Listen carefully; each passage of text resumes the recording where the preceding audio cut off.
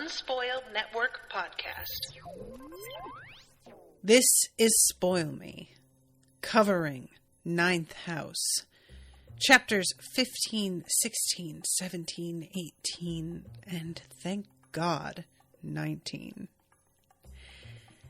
In these chapters, we find out what happened at Ground Zero, and it's so much more intense than I was ready for. I feel like I'm going to be saying that a lot with these books. Welcome to Spoil Me.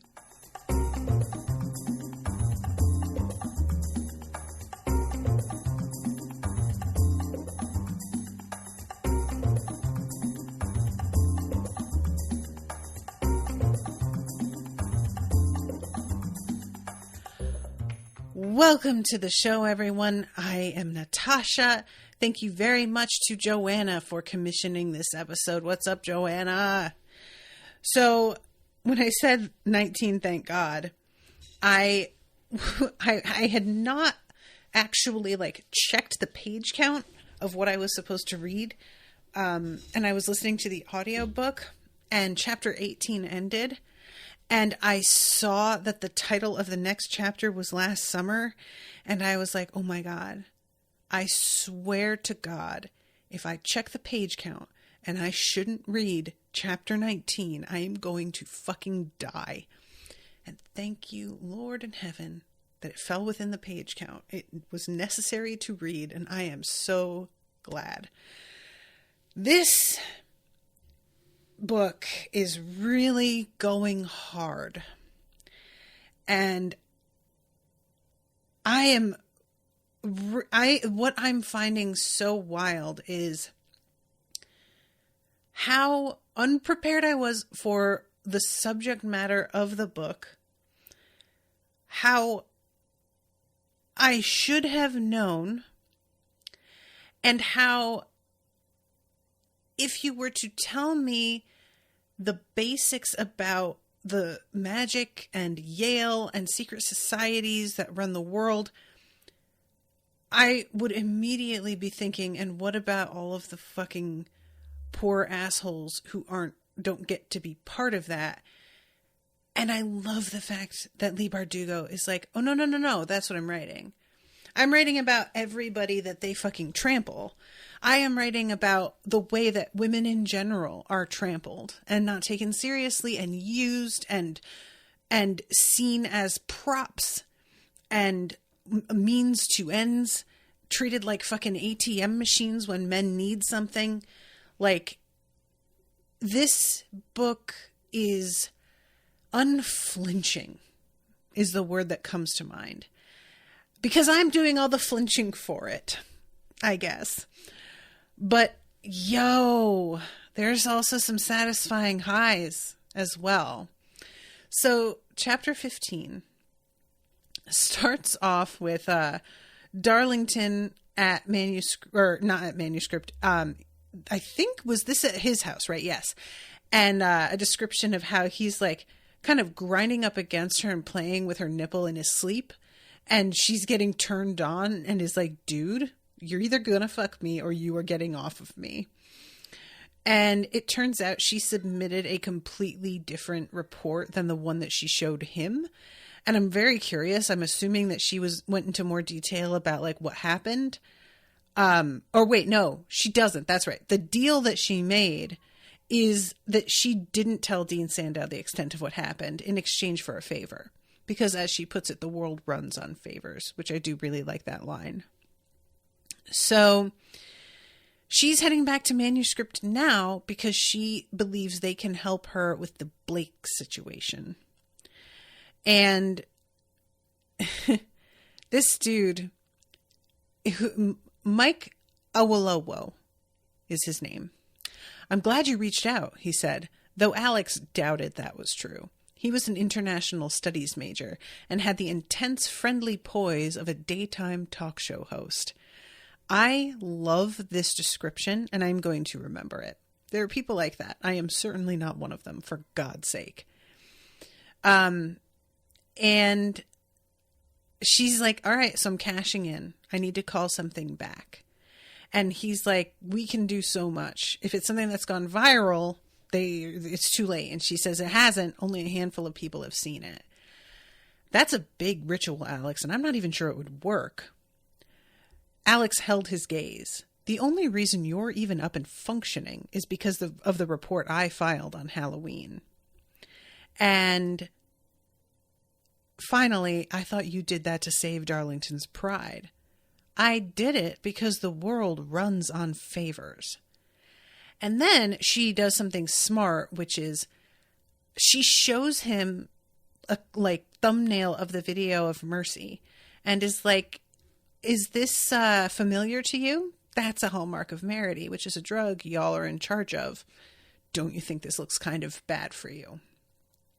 And she's thinking maybe someone's sharing the recipe, but it turns out Merity is like grown like weed, and it only grows in this one particular area, and they have one supplier and they spend a lot so that he only sells to them. So she's thinking later about how I can't remember his name. I keep wanting to call him like Topher, but that's not his name. But the kid that's was and would always be just fine. He had said that they had the like greenest, best kush you had ever seen. And she's realizing somebody has like a fucking grow lab somewhere. So it turns out that they have this ritual here in manuscript called the full cup. And they can use that to like cause projects to be successful by being like shared and going viral. And it's like a really fascinating thing to me because it's not described exactly how this works. If it is affecting like the technology and causing the video to show up on people's feeds or turn up in texts, or is it affecting people and causing them to share it in a way that they wouldn't normally, causing them to like it in a way that isn't like genuine and organic? Like, what exactly does it do? And I really want to know. So he says, I'm going to get some people. It'll take a while to prepare. You're going to need to do as much as you can to keep it from spreading, or else what we do isn't going to do shit. And she's like, all right, call your people. I'll do some stuff. And then he says, you know what? Hold on. I'm going to give you this. This is a powder that if you swallow it, it will make people a lot more agreeable to anything you suggest. The fucking thing. It's salt skimmed from a cursed lake where countless men drowned in love with their own reflections. The lake bed is covered in their bones. Wow. Wow. Okay. I don't even know where to begin with that, but sure. And Alex is like, you shouldn't have this. Like, the envelope of it is just fucking sitting in an urn on the mantelpiece. And she's like, this is insane. Like, how much is this worth to somebody? The things you could do with it. And it's fucking just sitting out. And she is right to think of that. Like, genuinely. And when she says, you guys shouldn't have this stuff, he's like, well, what, you don't want it? And she's like, I didn't say that. And she takes it. But she says, if y'all ever do something like this on me and I find out about it, you can kiss this entire building goodbye. So she goes to the frat house and we see a series of brothers that she has to like pass through in order to even get to him. There's like, you know, layers of protection in a way here, weirdly. And I love finding out about like the effect of star power. This reminds me of basically like pretty privilege. And it's a different thing because the star, like there's a sense of, it's not just that she's attractive. There's a sense of like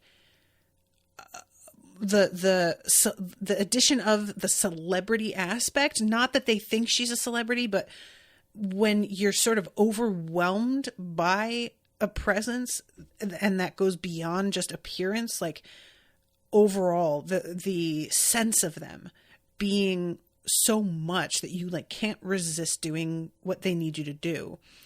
And pretty privilege can get you pretty far with this. Like when I was super hot and I didn't understand how unusual it was, I could get so many things that I didn't like even need to press for, simply because a guy vaguely wanted to fuck me, and there was just a sort of very nebulous thought, if I do this thing for her, eventually maybe I'll get to fuck her.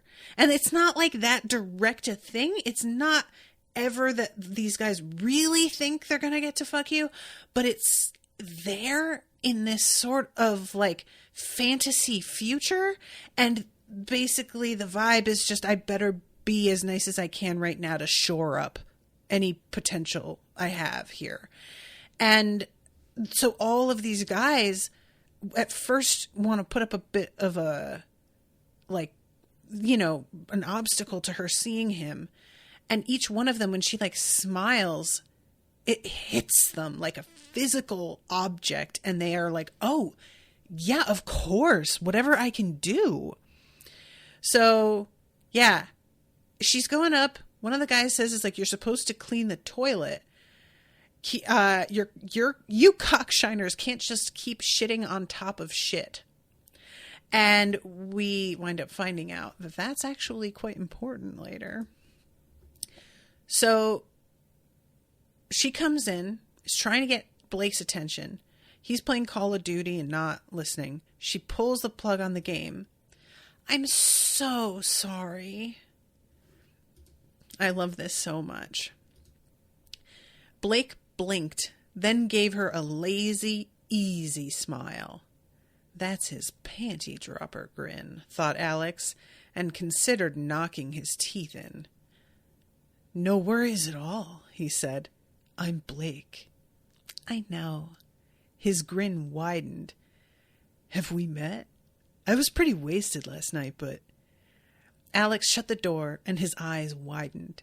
He looked almost flustered, but utterly delighted. A kid on Christmas. A rich kid on Christmas. Can I see your phone? He stood and handed it over, offering his spot on the futon. Do you want to sit? No, I want to see you stand there looking like an asshole. He should have reacted, but instead just stood smiling obediently. You're a natural. She gave the phone a shake. I love this interaction so much. So, she looks at a bunch of the videos, and he has raped so many women. So many women. And she goes through and deletes all of them. Deletes every text that he has sent. One of his albums is named Pussy Vault. One of the girls is like, her eyes are not even open. Like, the whites of her eyes are showing only.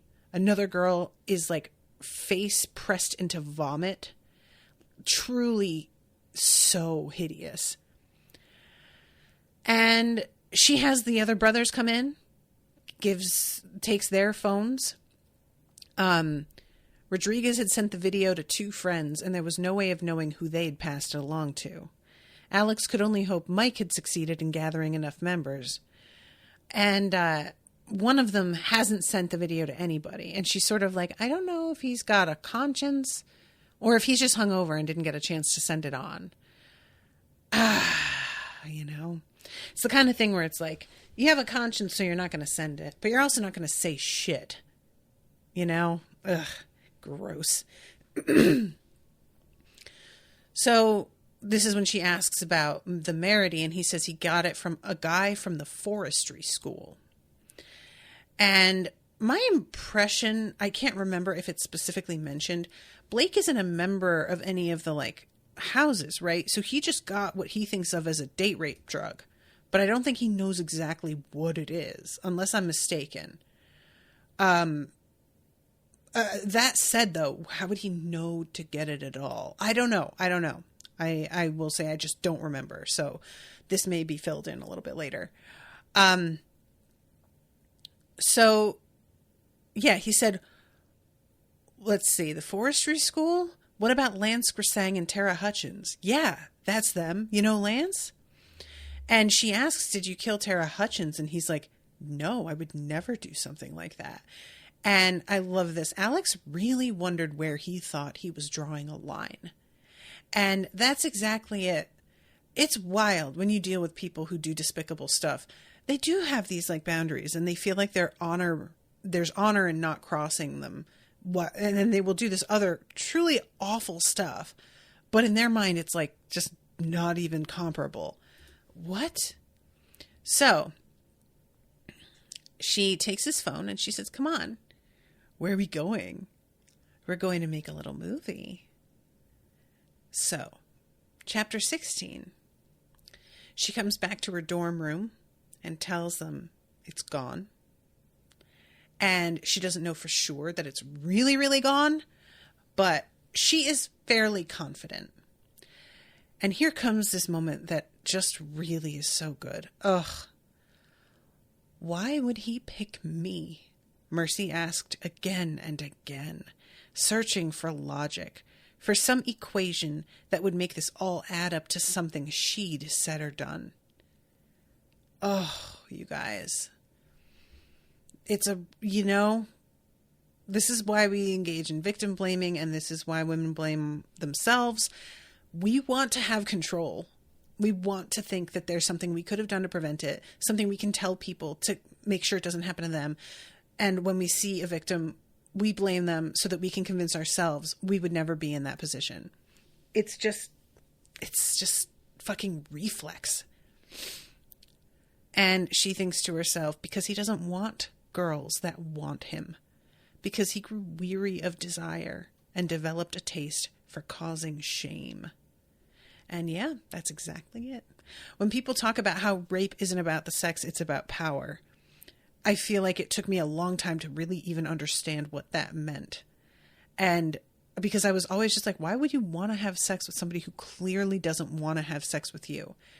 And it was because I didn't get that even though there is a sexual act involved, it's not about the act. It's about knowing that you dominated a person and made them do something, which of course it took me a long time to understand, because I have not got that kind of like bullying gene, and just enjoying that you caused pain is something that I have not really been able to wrap my head around for a lot of my life.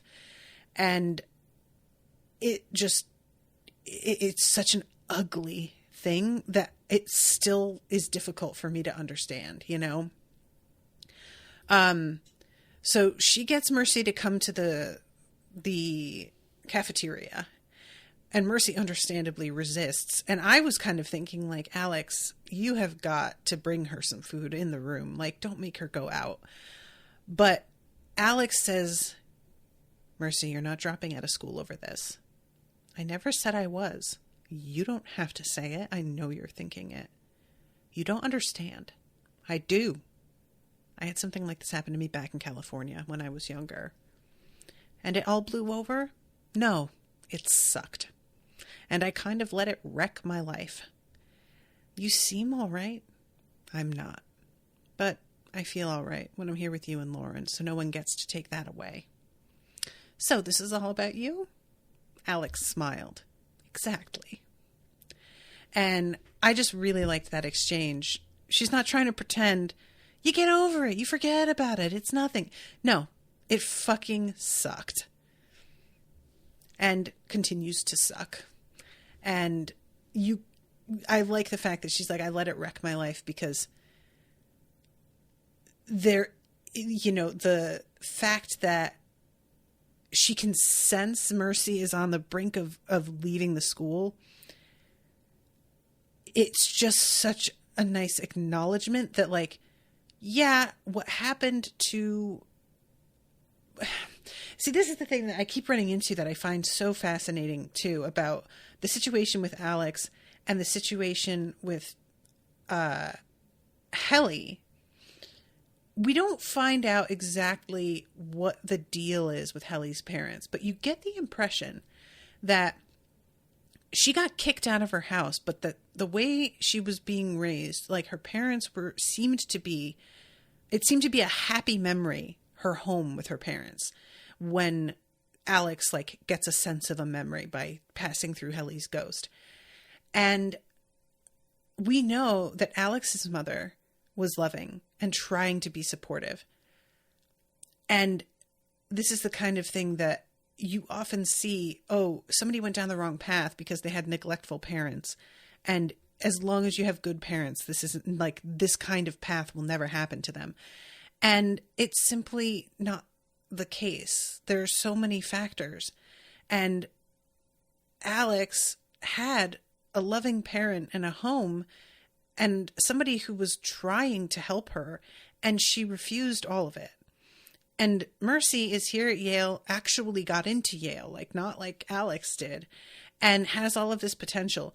And she still could flush it down the toilet because of something that happened to her and that trauma just completely eating up the rest of her life.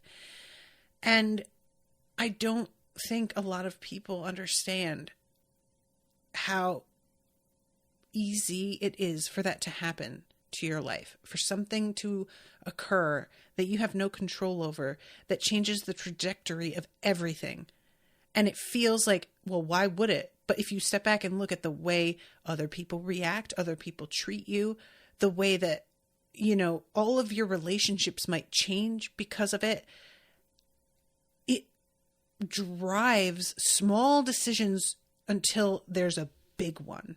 And then everything is different. And it's just such a difficult thing to fucking like get people to hear or believe. Anyway, okay. So they go into the cafeteria. Everything seems cool, but then they hear laughing. And Lauren is the one who's like, we have to get out of here. But Mercy is like, no, I want to disappear, but you guys have got to look. Somebody comes over with the phone. Just look. And I love this so much.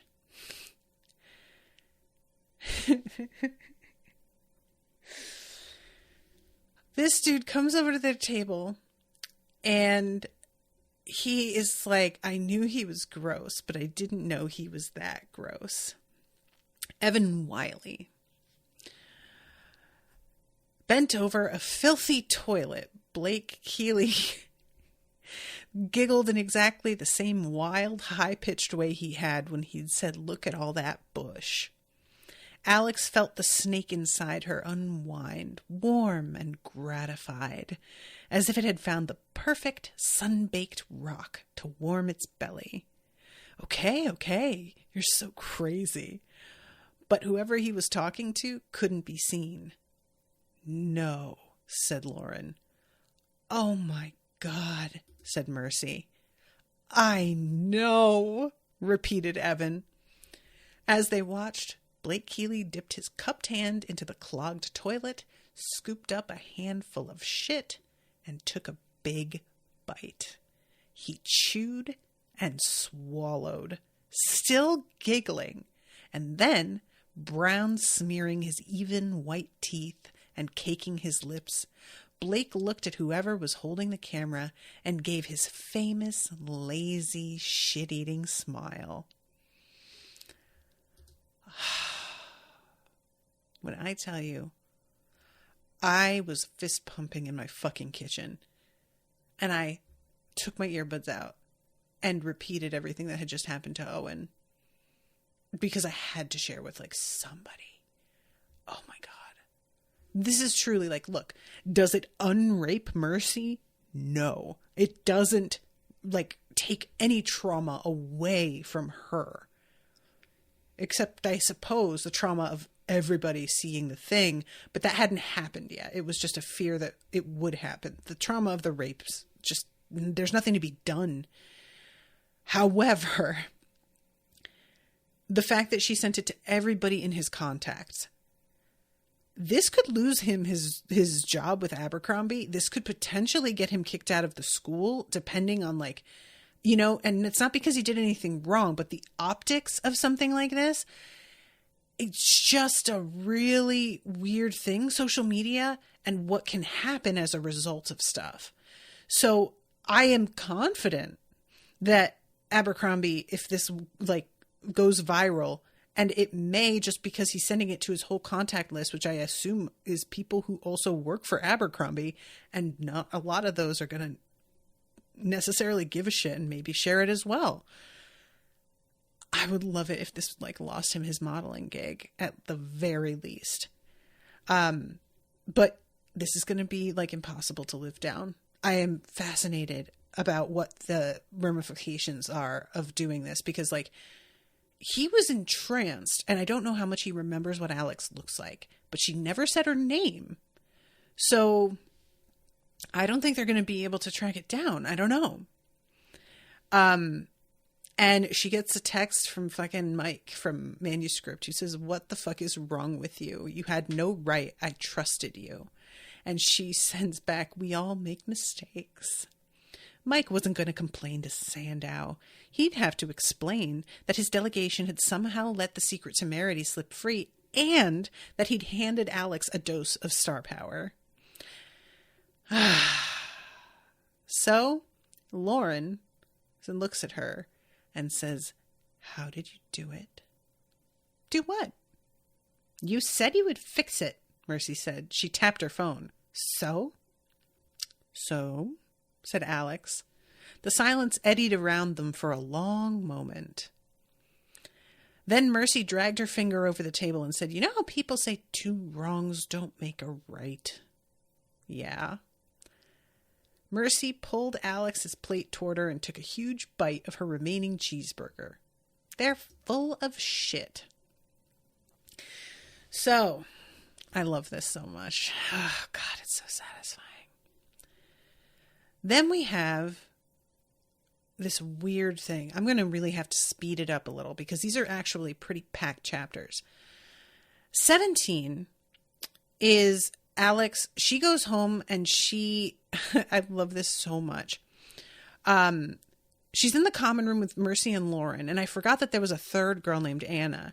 And she goes into her bedroom and they can hear her saying to her mom, "I'm pretty sure they're witches," on the phone. And I am dying over this. Like, I really want to know, is it just the fact that they were able to get Blake Keeley like this? Like, what is it that makes her think this? But I'm here for it. It's fine. But Alex gets to sleep here. And I really had started to get very anxious because she's been awake for such a while. She passed out like because of the attack from the gluma, but like otherwise has really not gotten to rest very much. And she was warned about like the star power causing horrific headache. So I was starting to be like, oh man, I hope that she doesn't have to like keep going on no sleep.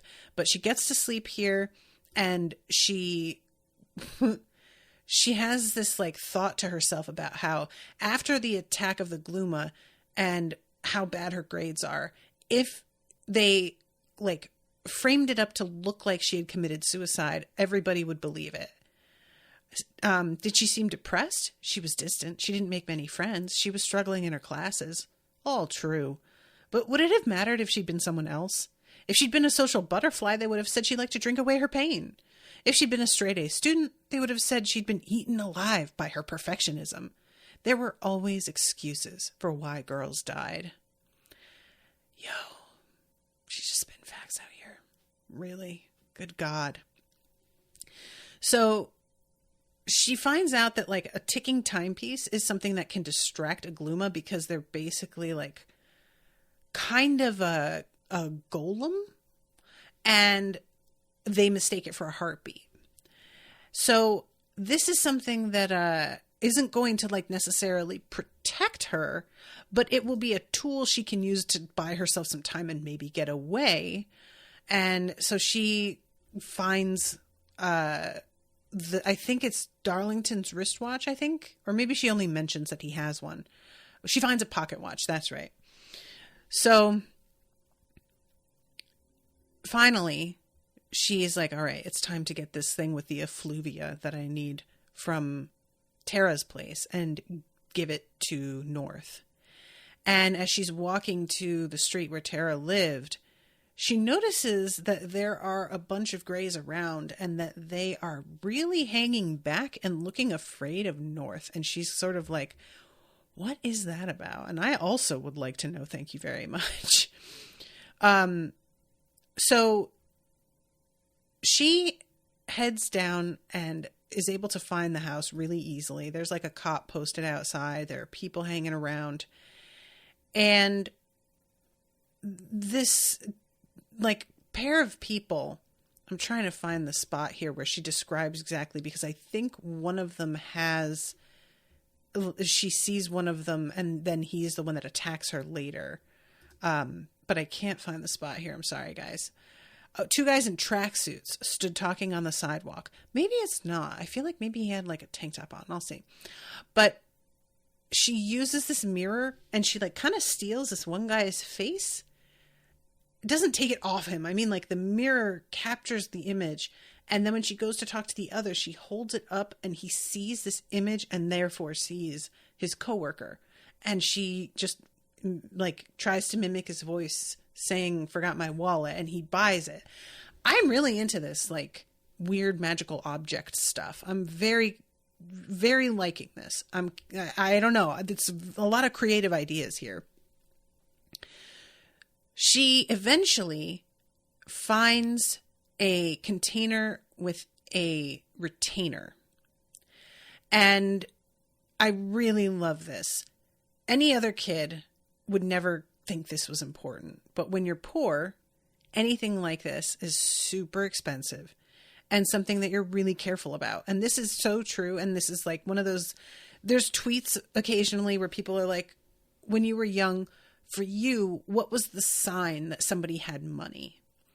And when I was young, going to people's houses was one thing, but if I met a kid in person, one of the biggest giveaways was if that kid had braces, and if they had cool braces that had like the colored elastics and whatnot, then I always knew this kid's upper middle class, because that shit is a fortune. I was just really lucky that I didn't need braces, because I don't know what my parents would have done to pay for that. I just wound up luckily having perfect teeth and not needing them, which is just a godsend. So she tosses this into the sink, and his hand like comes up from the bottom. And when she turns around, North is standing there holding it. And that was so spooky to me. But also there's another guy here. Mechanic's gray coverall. He attacks her. She manages to get away. And then she heads down the stairs and he is already in the living room. He hadn't opened the door. He'd simply appeared through it, just like a gray. Portal magic? For the briefest moment, Alex glimpsed what looked like a barren yard behind him. Then he was striding toward her. And he says, "Who are you? Who hurt Tara?" And that is very interesting, because somebody who's using portal magic, I'm assuming, is somebody who's part of the secret societies. But if he is saying who hurt Tara, then he's not in on whatever happened. And if he's in a mechanic's coveralls, then he extra probably isn't in on what happened, because he's not going to the school and he's not a white collar. So the fact that he's here, I have to assume, is because he can do magic of some kind. He had like a trap or something set up that gave away if somebody broke into the building. I don't know how it senses the difference between people who are supposed to be there and not, but that's what I'm going to go with. And the fact that he doesn't know, I'm really, really curious who this dude is.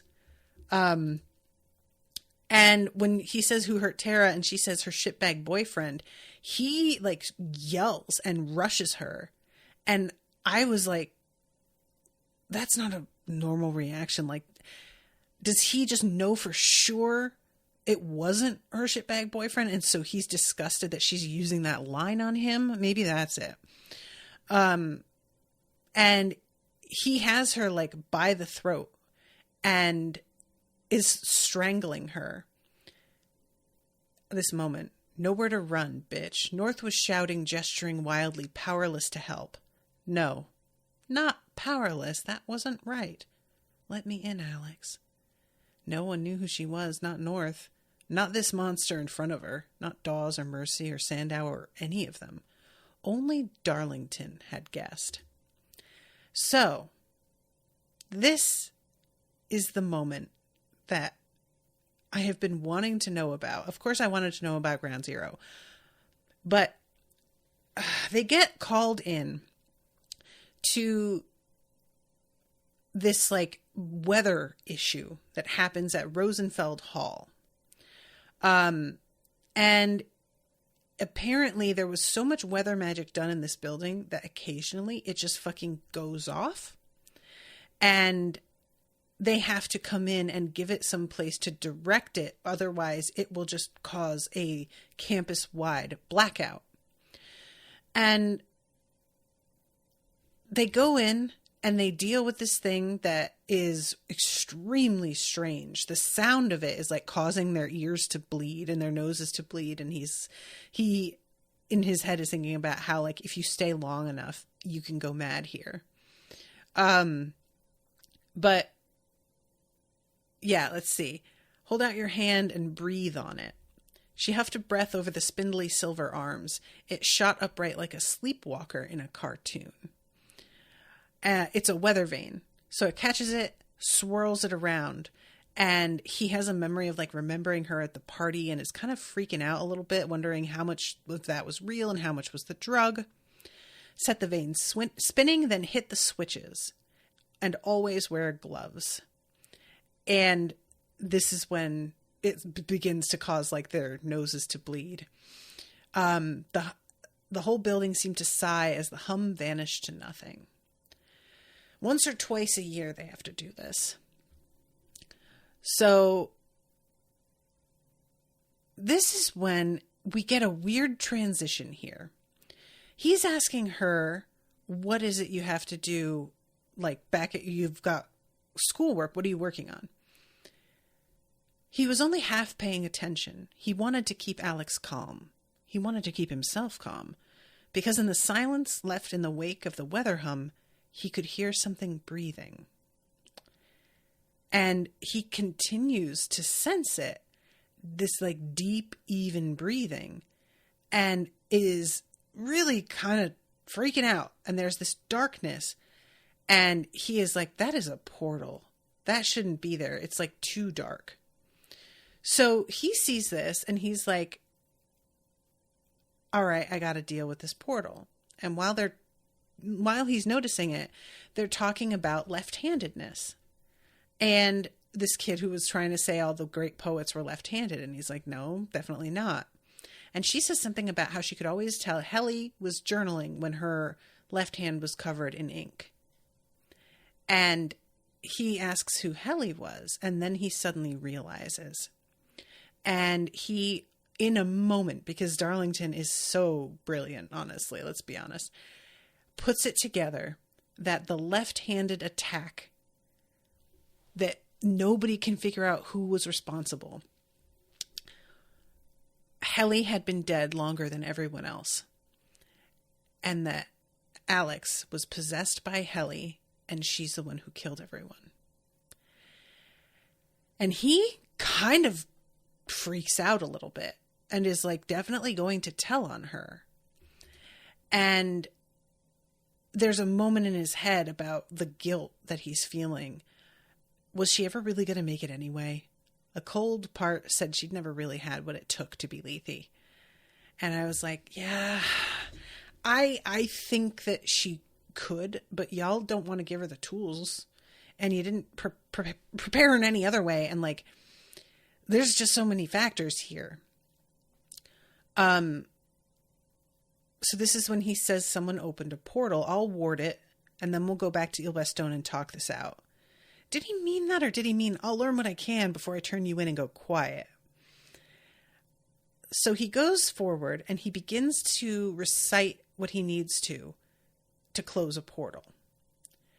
And his breath gets sucked out of his mouth. Something had hold of him, and Darlington knew he'd made a terrible mistake. This was not a portal, not at all. He realized in that last moment how few things he had to tether him to the world. What could keep him here? Who knew him well enough to keep hold of his heart? And he looks at Alex, at the lips that remained parted, that did not move to speak. She did not step forward. She cast no words of protection. He ended as he always suspected he would, alone in the dark. And the way it says ended feels like death, but I don't think it is, based on the fact that North said he's not in the, afterlife. The fact that she didn't, because she's been blaming herself for what happened to him. And up to this point, I'm just kind of like, why is she blaming herself? This whole thing was like a weird accident, a setup, it seems like. And he didn't know what he was dealing with. But then this moment, maybe she could have done something and he had just found out she had committed murder and just lets him go. So then we go to chapter 19. This is really rough. So we've got the situation. We've got Len and Betcha. Len, Alex's boyfriend. Betcha, who's just like a friend. Helly, who is a girl that was seemingly brought in to kind of make Alex jealous, and it did not work because they're best buds, which I love. And they are all living together. And Eitan is the one that they get the drugs from. Len wants to make more sales, but he won't be trusted with anything heavier because he's kind of just unreliable and shitty. So Eitan has this cousin, brother, Alex isn't sure.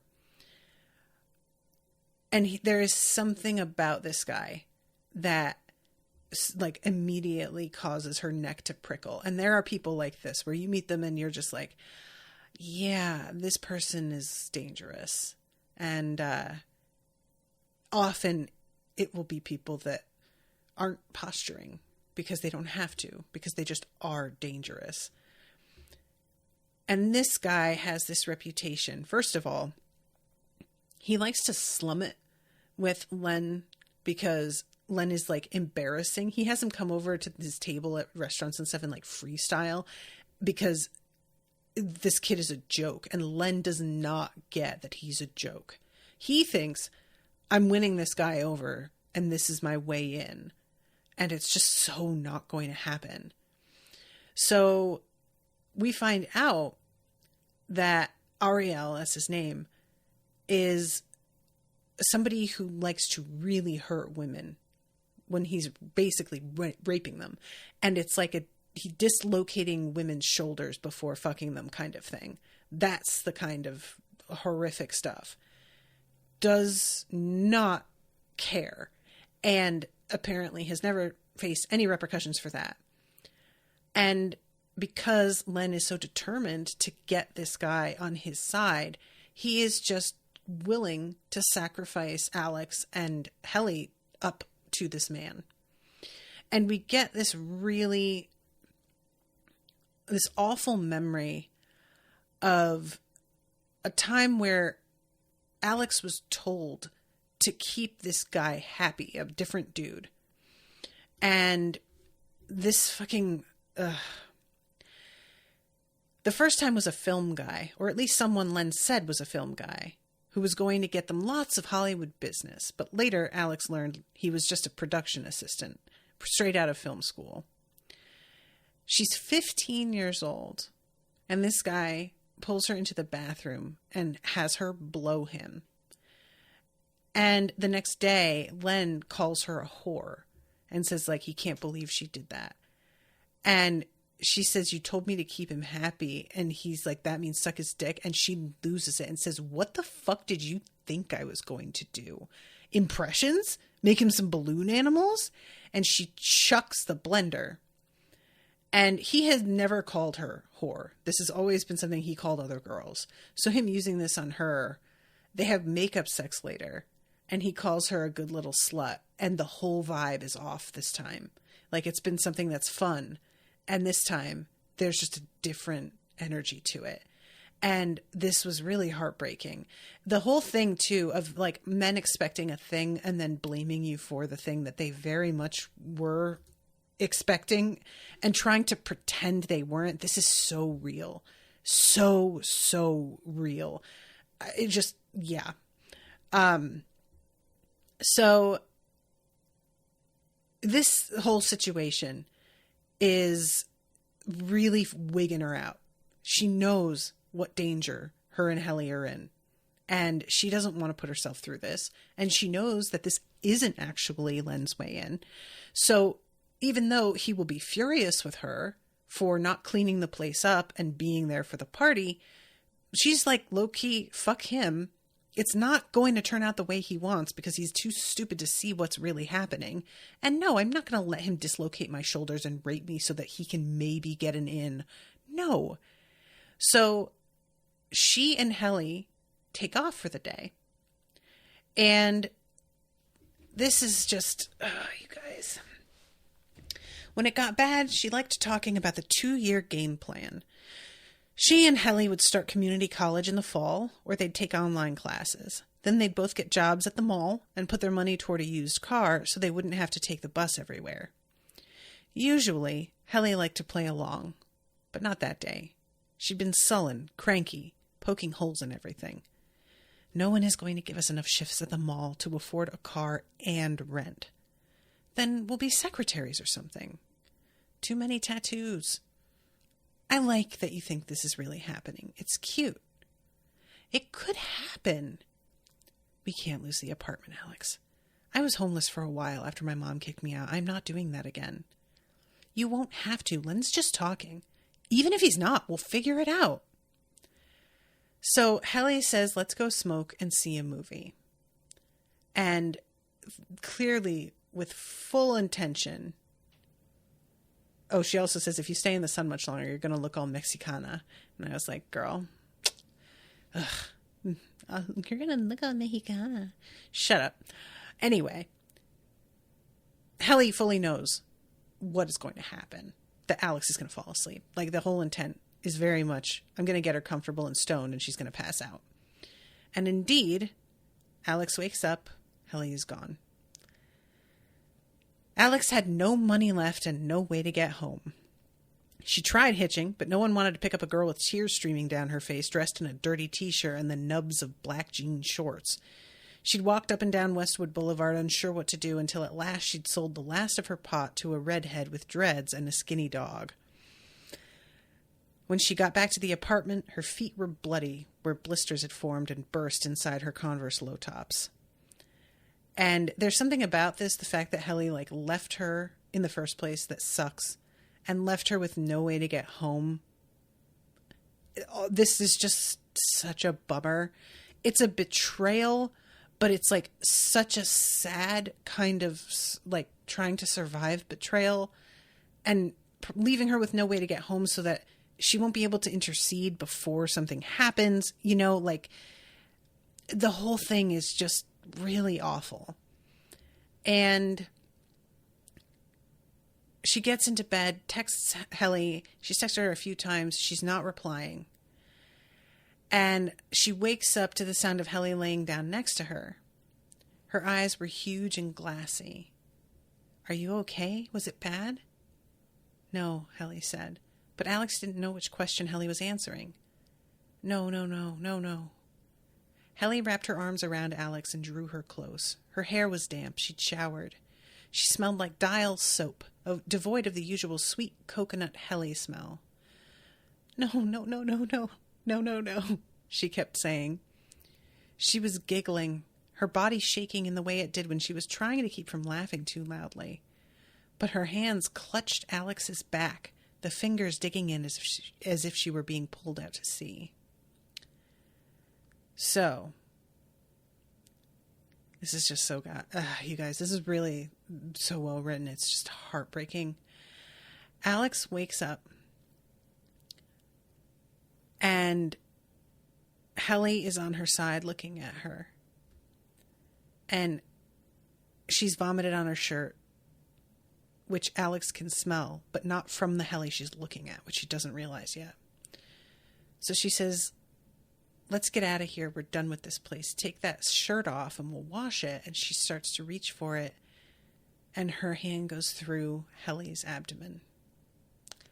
And Alex realizes her body was lying on the mattress on her back a foot away. Her tight t-shirt splattered with vomit, still and cold. Her skin was blue.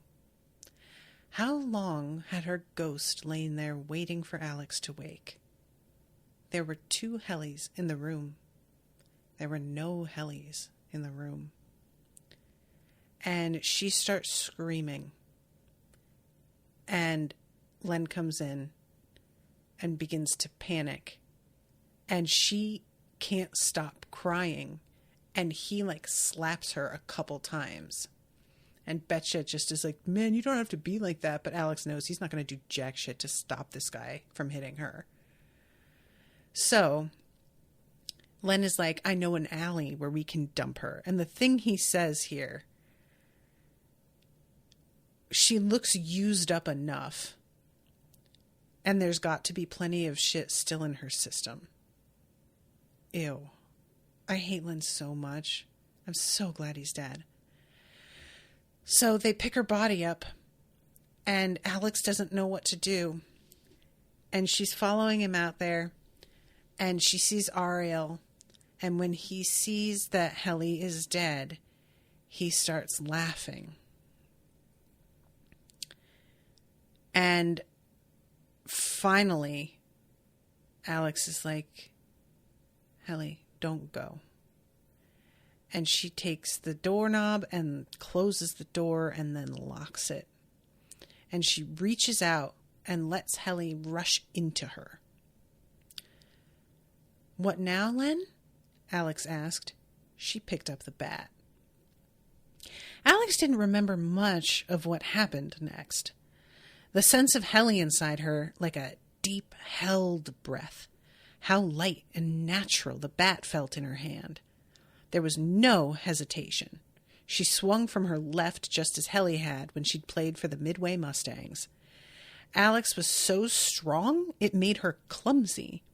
She hit Len first, a hard crack to the skull. He stepped sideways, and she stumbled, knocked off balance by the force of her own swing. She hit him again, and his head gave way with a thick crunch like a piñata breaking open, chips of skull and brain flying, blood spattering everywhere. Betcha still had Helly's ankles in his hands when Alex turned the bat on him. She was that fast. She struck him behind the knees first, and as he screamed and collapsed, she brought the bat down like a sledgehammer on his neck and shoulders. Ariel rose, and at first she thought he might reach for a gun, but he was backing away, eyes terrified. And as she passed the sliding glass door, she understood why. She was glowing. She chased him to the door. No, not chased. She flew at him as if her feet were barely touching the ground. Helly's rage was like a drug inside her body, setting her blood on fire. She knocked Ariel to the floor and hit him again and again and again until the bat broke against his spine. Then she took the 2 jagged pieces in her hands and went to find the rest of the vampires, a coven of boys asleep in their beds, wasted and drooling. God, is this satisfying. Again, does this unkill Helly? No. But God, it does something. It takes these men out of the equation so that they can no longer hurt women, which is what they fucking do. And there's just no amount of me mourning for this. This is a net good for the universe. I just love it. Oh, thank God. And the rage here And the fact that when we were in Darlington's head, he mentions like one of the guys inside's, like all of his organs were practically liquefied. He had been hit so many times and so hard. Knowing that's Ariel is just the best, because that man was a fucking monster, like a genuine psychopath. And I am so glad that he died in this like horrific way. Just good. And all of the other boys in the house, none of them stopped any of the others from doing the things. So good. Get them. Literally get them. All of them. Fine. Just fucking high fives all around. So the reason that she didn't have any blood on her, Helly was the one who guided her, made her put the pink plastic shoes on her own feet and walk the 2 miles down to where Roscoe crossed the Los Angeles River. She saw no one along the way. Helly steered her down each empty street, telling her where to turn, when to wait, when it was safe, until they reached the bridge and climbed down into the dawning gray of early morning. They waded in together, the water cold and foul. Alex let it wash her clean, the shattered remnants of the bat flowing from her hands like seeds.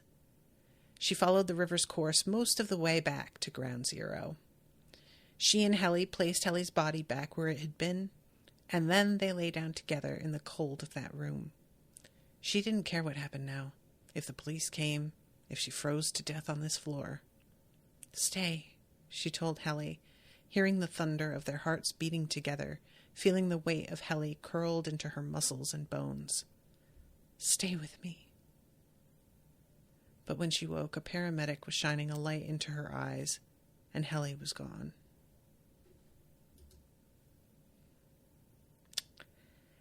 Holy shit. Truly. This is one of the most magnificent scenes. I mean, truly, just unbelievable. This writing is ripping my heart out. Ugh! This is devastating.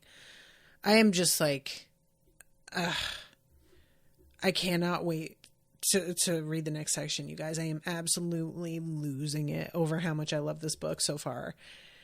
It's just like the kind of thing where I'm like, I don't know where this is going. And honestly, at this point, it doesn't matter. Like, it doesn't. It's just so beautifully done that you could just keep telling stories like this and I'm just going to be fine with it because it's just too good. It's just, ugh, God. So the next recording is going to be on the 19th, which is, if I'm not mistaken, is the Tuesday of next week. And I haven't parsed out what chapters for this yet. Oh no, it's Thursday of next week. Ugh. I'm such a spoiled brat. Okay, so the 19th, 26th, and then the 2nd. So we've got the Thursday, following Thursday, and then, oh, did I say the 22nd? I meant the 2nd. So Thursday, following Thursday, and then, yep, Thursday after that. February 2nd is also a Thursday. So, okay, the next several weeks, it's going to be every Thursday. Once a week is not what I want because I want every single day, but it's certainly like, it's enough that I won't lose my mind. So that's fine.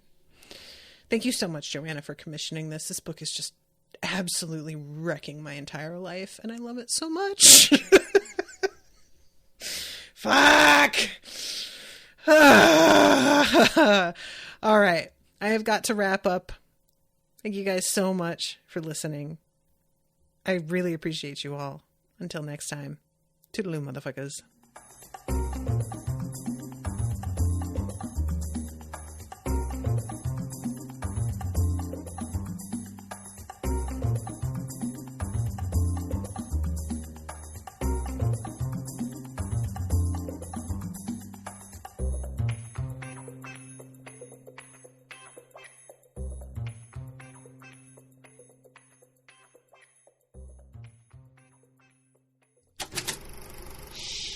That was an Unspoiled Network podcast.